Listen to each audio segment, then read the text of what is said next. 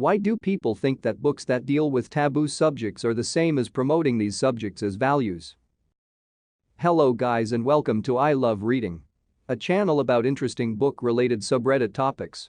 If you love our content, please press the like button, leave a comment and lastly, if you're new here, subscribe to our channel. Now let's get started. For the same reason that some people can differentiate between the narrator of a book and the author, they don't actually understand literature at all. Most people are dumb as shit by choice and refuse to understand that literature can be a tool to examine if one is actually living up to the ideals they claim to have or if those ideals they hold are worth preserving. Which doesn't make any sense since people don't choose how intelligent they are. Every smart choice, like choosing to learn more, depends on being the kind of person that would make that choice. Otherwise, you wouldn't make that choice. And that's true even if there was free will. I'm going to disagree to an extent. There are people who are not intelligent, recognize that and try to educate themselves. Some are more successful at it than others. But typically the desire to improve and the self-awareness of lacking typically don't lead to extremely stupid thoughts, like this post mentions. They choose to not be stupid. Other people who think they know it all and don't further themselves at all. Well, they're choosing to be dumb asses. I think they're also more vocal as a defense mechanism against their own lacking. A way to cover it up, if you will. I often find that these people are utterly convinced of their own moral certitude. They view people and characters in a one-dimensional way and write off authors and books they deem offensive. Instead, I think a true lover of literature and other forms of art recognizes that people are complex. They are capable of bad and good, capable of being progressive and regressive.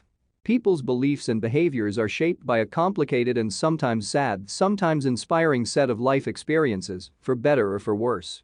The complexity, darkness, and lightness in books is also the reality of life, and I believe that reading can help us better navigate that.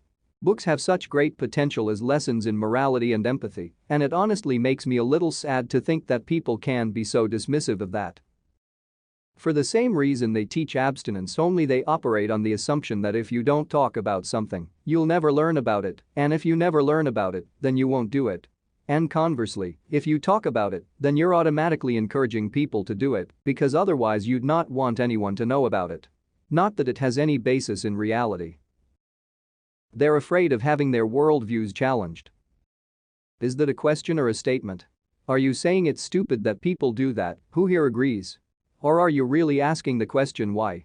If it's a sincere question, I think the answer is, to their thinking, most people wouldn't give any opinion of anything in public unless it was something they really believed. They don't how someone could be interested in an idea that they don't already hold and believe. In other words, if they see a piece of art or watch a movie or hear a thought from someone, their quick assumption is probably that the art, the movie or the person are championing those ideas. It's a naive assumption but understandable in my opinion. It's hard to help those people because most of them feel fine where they are and don't care to feel that their thinking is less than what it ought to be. Because they are dumb? There's nothing else that can really explain it. They fail to see the distinction because of stupidity.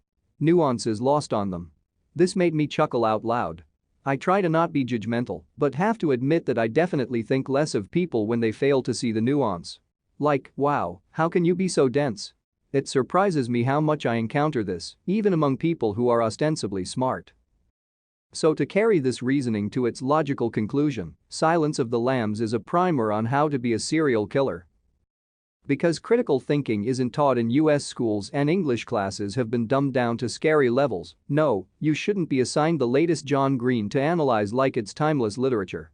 The result is generations of readers with simplistic worldviews and an inability to distinguish a character's opinion from the author's opinion. Of course, simply portraying an issue doesn't mean that it's being promoted. But there are still many ways in which sensitive, potentially hurtful issues can be portrayed very badly. Here are a few instances where I think people might start getting a little jumpy. The work includes the issue, but it doesn't offer any further criticism or commentary on it. As an example, it is very easy to write misogynistic, shitty portrayals of women, and then when someone calls the author out on it, for them be like, no, I was just trying to show how limited women's roles can be in a sexist society.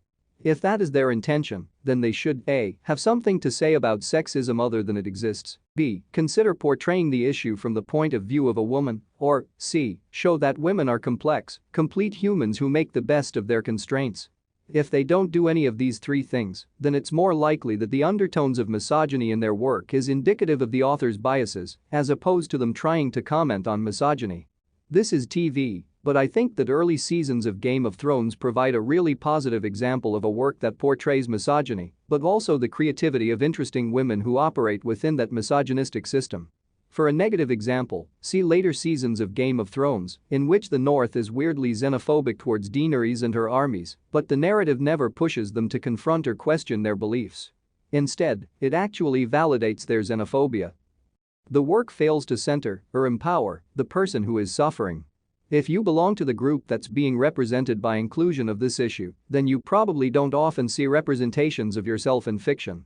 If the only representations that you do see are examples where people like you suffer a lot, are too incompetent to have agency in your own story, and then just die tragically to give character development to someone else, that's going to start to grate. A positive example, again TV. Jessica Jones depicts the trauma of a rape survivor, but it doesn't just end with her suffering. The character's whole arc is about how she regains her power. A negative example.